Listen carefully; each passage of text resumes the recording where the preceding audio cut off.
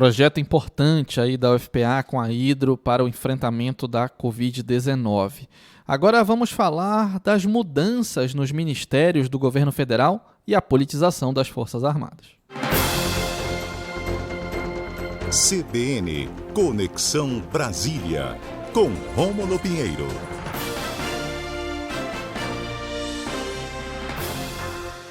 Muito bom dia, meu amigo Rômulo Pinheiro, tudo bem? Muito bom dia, meu amigo Israel, um abraço a todos os ouvintes da Rádio CBN Amazônia Belém. Dia quente no Planalto, Rômulo, mudanças no ministério, em ministérios, na verdade, né, no plural, e também alguma relação com o posicionamento, a conduta, a postura das Forças Armadas nesse momento? Pois é, meu amigo, está tudo interligado. E ontem foi um dia muito corrido em Brasília e com reflexo no dia de hoje. O presidente Jair Bolsonaro resolveu fazer 6 mudanças em seus ministérios. A já esperada saída do ministro Ernesto Araújo, já cobrada por vários poderes, do Legislativo ao Judiciário. Também nós tivemos a mudança na Casa Civil, no Ministério da Defesa. E todas essas mudanças, principalmente nos cargos ocupados por militares, estão gerando uma crise com contornos que ainda não serão, nesse momento, possível serem identificados.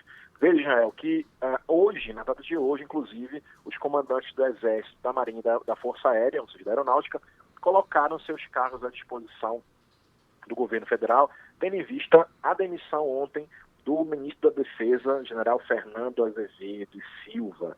Vale lembrar, Israel, que o general Fernando Azevedo Silva estava aí com embates no governo federal, porque o presidente Jair Bolsonaro pretendia o apoio do Exército, ou das Forças Armadas, aliás, para que isso prestasse suporte à decretação do chamado Estado de Defesa.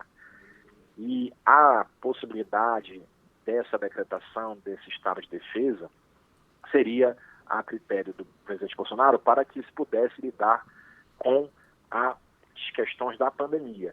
Lembrando que semana passada o presidente perdeu uma ação no Supremo Tribunal Federal com relação à diminuição dos poderes dos governadores e prefeitos no combate à pandemia. O governo queria concentrar na esfera federal essas condutas, retiradas da esfera de governadores e prefeitos, e isso já era matéria pacificada no Supremo e não teve êxito. E o presidente gostaria que o Exército, então, as Forças Armadas, representadas pelo ministro da Defesa, dessem suporte junto à opinião pública e aos demais poderes para que esse Estado de Defesa fosse decretado. Lembrando a todos que o Estado de Defesa ele se aplica em situações excepcionais, a previsão lá do artigo 136 da Constituição, mas é somente em casos de grave e iminente instabilidade institucional e calamidades de grandes proporções na natureza. São estritamente essas as duas situações nas quais o Estado de Defesa pode ser decretado. E para quem se preocupa com isso, basta lembrar que as consequências da decretação desse Estado de Defesa implicam uma série de restrições ao direito de reunião, a sigilo de correspondência, sigilo de comunicação telegráfica e telefônica, ocupação de bens e serviços públicos, ou seja, o Poder Executivo ele vai ter uma discricionariedade maior, ou seja, uma liberdade maior para atuar nessas circunstâncias. Do contrário, Israel, mesmo assim, mesmo com a intenção do ministro da Defesa, aliás, do presidente, através do ministro da Defesa, chancelar essa possibilidade, vale lembrar que isso precisa ser chancelado pelo Congresso Nacional. O Estado de Defesa é um decreto presidencial que precisa da chancela do Congresso.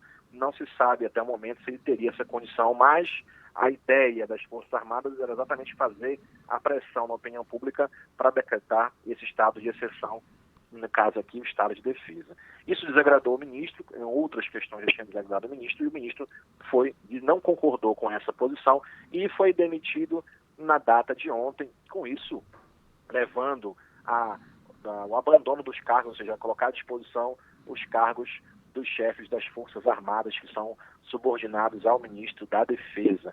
Lembrando que isso é uma crise que vem muito próxima de uma data simbólica para os militares. Amanhã faz 57 anos do golpe militar de 1964. E a gente sabe que essa data é uma data que sensibiliza bastante as Forças Armadas e, neste exato momento, há essa preocupação com os rumos que essa crise deve tomar. Inclusive, o Supremo Tribunal Federal através do seu presidente, solicitou uma audiência com o ministro Azevedo, e esse confirmou que não haveria nenhum risco de atentado à democracia por parte das Forças Armadas, ainda que esse fosse o desejo do presidente da República. Ainda assim, o Supremo Tribunal Federal ainda demonstra uma certa preocupação, porque a Advocacia Geral da União também sofreu mudanças. O advogado-geral da União, José Levi, que tinha um ótimo trânsito no Supremo Tribunal Federal, foi retirado do cargo para a volta do ministro da Justiça, que também foi modificado. André Mendonça reassumiu a AGU. E esse caso da AGU demonstra muito bem essa crise, porque na ação declaratória de constitucionalidade, em que ia se discutir a questão dos prefeitos e governadores, se eles tinham poder ou não, já era uma decisão que já estava tomada pelo Supremo. E o chefe da AGU se recusou a assinar a petição. O próprio presidente assinou. A gente sabe que a AGU é a representação legal da União, e ela se recusou, o presidente se recusou, na verdade o chefe se recusou a assinar a petição que iria questionar uma decisão já julgada pelo Supremo. E isso levou também a uma crise, houve uma troca, junto com essas demais trocas, também no comando da AGU volta o ex-ministro André Mendonça, que estava no Ministério da Justiça. Enfim, Israel, essa é uma discussão, essa é uma demanda muito grande, que se tem aí com os militares. O governo resolveu abrir espaço para o Centrão, os militares estão descontentes com toda a situação, e durante o dia de hoje, novos embates serão ainda lançados aqui a público, e o Supremo está sempre acompanhando essas questões, de olho aí em eventuais riscos e ataques à democracia. Rômulo, o presidente da República, Jair Bolsonaro, no período de eleição e também nesse pouco mais de 2 anos do seu mandato, sempre buscou, reafirmar a sua condição de militar, como capitão, colocando generais em postos chaves dos cargos do governo federal, Inclusive, recentemente tínhamos o ministro da Saúde, Pazuello, que também era general, entre outros. A gente vai ter agora o Luna e Silva assumindo a Petrobras. Com essa saída do ministro da Defesa, Azevedo Silva, e também com os comandantes do Exército, Aeronáutica e Marinha colocando os cargos à disposição, a gente nota nas Forças Armadas que eles não pactuam mais, ou eles mostram uma recusa ou insatisfação à gestão do presidente Bolsonaro? Sim, meu caro Jean, sim. A tendência é essa como uma corporação, dentro da corporação.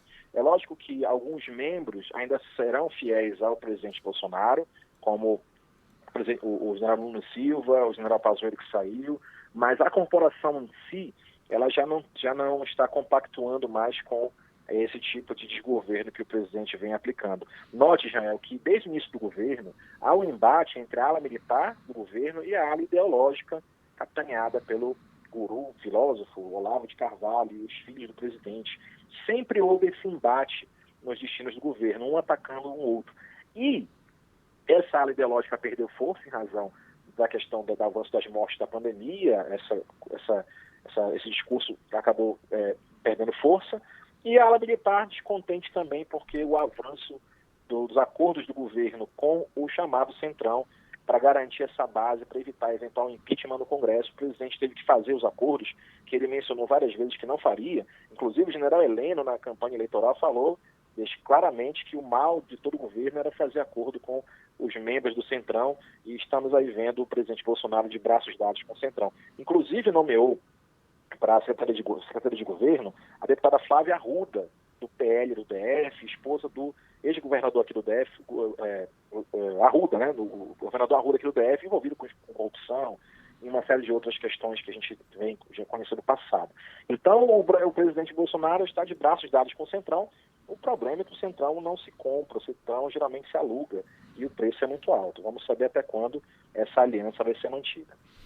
Rômulo Pinheiro, Conexão Brasília, toda terça-feira aqui no Boletim Amazônia. Muito obrigado, meu amigo. Muito obrigado, um abraço a todos e até a próxima terça-feira. 11h20, um rápido intervalo. No próximo bloco, Gestão Empresarial com Valfredo de Farias. Boletim Amazônia.